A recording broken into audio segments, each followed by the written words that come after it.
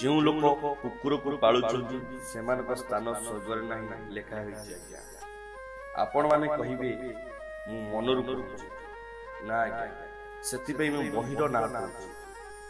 ମହାଭାରତର ମହାପ୍ରୟାଣ ପର୍ବରେ ଲେଖା ହୋଇଛି କୁକୁର ପାଳିଲେ ସ୍ୱର୍ଗରେ ସ୍ଥାନ ମିଳେ।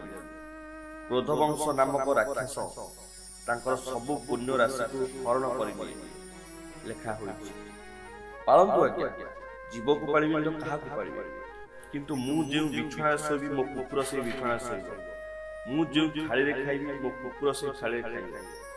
ମୁଁ ଯୁଆଡ଼େ ଯିବି ମୋ କୁକୁର ମୋ ସାଙ୍ଗରେ ଯିବ। ମୁଁ ନୁହେଁ, ଏତେ ପରିମାଣରେ ଭଲ ପାଇଲେ କ୍ରୋଧବଂଶ ନାମରେ ଗୋଟିଏ ରାକ୍ଷସ ଆପଣଙ୍କର ପୁଣ୍ୟ ରାଶିକୁ ନଷ୍ଟ କରି ଦେଇଥାଏ। ଏହା ପାଳନ କରିବେ ଆଜ୍ଞା। ଜୀବ ପାଳନ୍ତୁ, ଜୀବ ପାଳିବାରେ ମନା ନାହିଁ, କିନ୍ତୁ ମାତ୍ରାଧିକ ଭଲ ପାଇବା ଫଳରେ କୁଣ୍ଢେଇ ଧରିବା, ସାଙ୍ଗ ହୋଇକି ଖାଇବା, ସାଙ୍ଗ ହୋଇକି ଶୋଇବା, ଏଇଟା ଭୁଲ ଆଜ୍ଞା।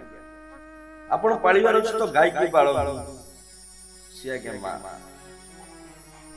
ଯଦି ପାରିବେ ଗାଈକୁ ପାଳନ୍ତୁ, ଏହା ପାଳନ କଲେ ମଙ୍ଗଳ ହେବ। ଜୟ ଜଗନ୍ନାଥ।